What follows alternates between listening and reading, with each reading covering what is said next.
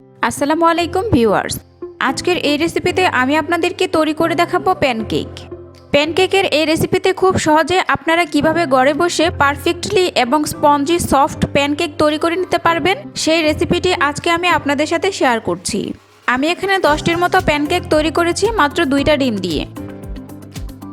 তো শুরুতেই একটা মিক্সিং বোলের মধ্যে আমি নর্মাল টেম্পারেচারে থাকা 2টা ডিম নিয়ে নিচ্ছি। ডিমটা অবশ্যই রুম টেম্পারেচারে থাকতে হবে। এর মধ্যে দিয়ে দিচ্ছি 1 কাপ পরিমাণ চিনি।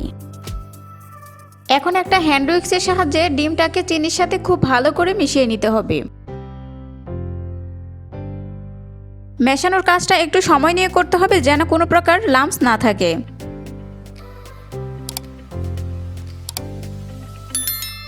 বিট করতে করতে যখন দেখা যাবে ডিমের কালারটা কিছুটা চেঞ্জ হয়ে এরকম সাদাটে হয়ে এসেছে, ওই পর্যায়ে বিট করা বন্ধ করতে হবে। এখন এর মধ্যে দিয়ে দিচ্ছি প্রায় 4 টেবিল চামচ পরিমাণ রান্নার রেগুলার সয়াবিন তেল।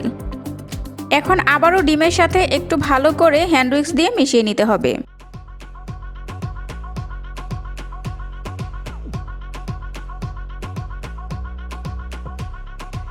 এক চা চামচ দিয়ে দিচ্ছি ভ্যানিলা এসেন্স। আপনাদের হাতের কাছে যদি ভ্যানিলা এসেন্স না থাকে তবে এখানে এলাচের গুঁড়াটা আপনারা ব্যবহার করতে পারবেন। এখন দিয়ে দিচ্ছি আগে থেকে জাল করে নেওয়া 1.5 কাপ পরিমাণ লিকুইড মিল্ক।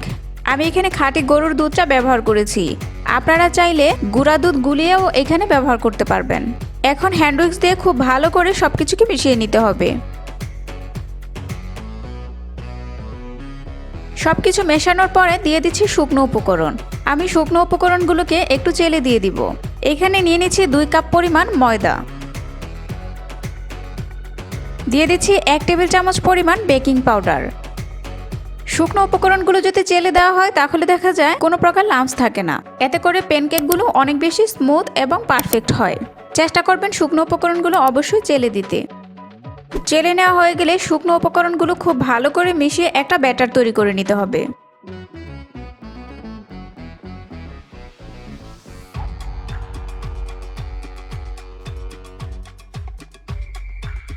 মেশানোর কাজটা একটু সময় নিয়ে করতে হবে যেন কোনো প্রকার লাম্পস না থাকে।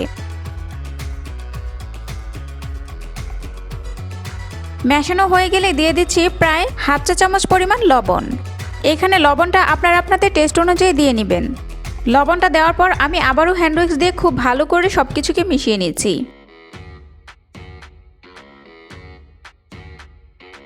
3-4 মিনিট সময় নিয়ে খুব ভালো করে এটাকে মিশিয়ে নেওয়ার পর আমি এর কনসিস্টেন্সিটা আপনাদেরকে দেখিয়ে দিচ্ছি।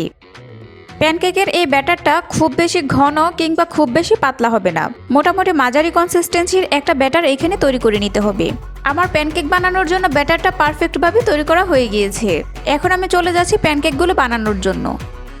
চুলায় একটা প্যান বসিয়ে দিয়েছি, এর মধ্যে একটু তেল দিয়ে আমি ব্রাশ করে নিচ্ছি। কড়াইতে একটু তেল দিয়ে যদি তেলটা ব্রাশ করে নেওয়া হয় তাহলে দেখা যায় প্যানকেকগুলো নিচে লেগে যায় না। প্রত্যেকটা প্যানকেক বানানোর আগে এভাবে করে একটু তেল ব্রাশ করে নেবেন। যখন প্যানটা কিছুটা গরম হয়ে আসবে ওই পর্যায়ে আমি দিয়ে দিচ্ছি 1 চামচ পরিমাণ ব্যাটার। আমরা শুরুতে কড়াইটা মিডিয়াম ফ্লেমে জাল করে নিয়েছিলাম। ব্যাটারটা দেওয়ার পর গ্যাসের ফ্লেমটাকে লো করে দিতে হবে। হাই ফ্লেমে যদি আপনারা প্যানকেকগুলো ভাজতে যান তাহলে দেখা যাবে নিচের দিকটা পুড়ে যাবে, কাঙ্ক্ষিত সুন্দর কালারটা আপনারা পাবেন না। তার জন্য গ্যাসের ফ্লেমটাকে অবশ্যই লো করে দিয়ে প্যানকেকটা তৈরি করে নিতে হবে। ব্যাটার দেওয়ার 40 সেকেন্ডের মধ্যে দেখা যাবে চিতই পিঠার মতো উপরের দিকটা এভাবে একটু একটু করে ছিদ্র ছিদ্র ভাব হতে শুরু করেছে। যখন উপরের দিকটা এরকম সুন্দর ছিদ্র ভাব হয়ে যাবে ওই পর্যায়ে বুঝে নিতে হবে প্যানকেকটা নিচের দিকে হয়ে গিয়েছে। একটা স্প্যাচুলার সাহায্যে আমি প্যানকেকটা উল্টে দিচ্ছি। দেখুন প্যানকেকের নিচের দিকটা কতটা সুন্দর কালার চলে এসেছে। উল্টে দিয়ে প্রায় 10 সেকেন্ড সময় এটাকে রেখে আমি এটাকে তুলে নিচ্ছি। একইভাবে আমি আবারও তেল ব্রাশ করে দেওয়ার পর প্যানটা যখন কিছুটা গরম হয়ে যাবে ওই পর্যায়ে আবারও 1 চামচ পরিমাণ ব্যাটার দিয়ে দিচ্ছি। দেখুন যখন ছিদ্র ছিদ্র ভাব চলে এসেছে ওই পর্যায়ে আমি প্যানকেকটাকে উল্টে দিচ্ছি। মাশাআল্লাহ, দেখুন কত সুন্দর কালার এসেছে।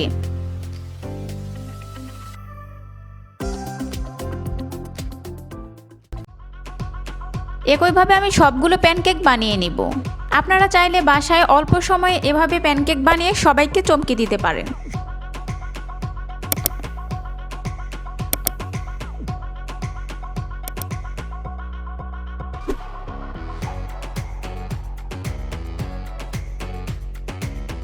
একইভাবে আমি সবগুলো প্যানকেক বানিয়ে নিয়েছি।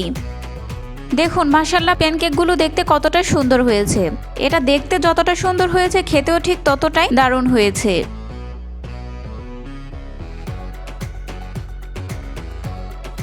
এই প্যানকেকগুলো আমি মধুর সাথে সার্ভ করছি। মধু দিয়ে এই প্যানকেকগুলো খেতে দারুণ লাগে। একটি প্যানকেক আমি আপনাদেরকে ছিঁড়ে দেখিয়ে দিচ্ছি।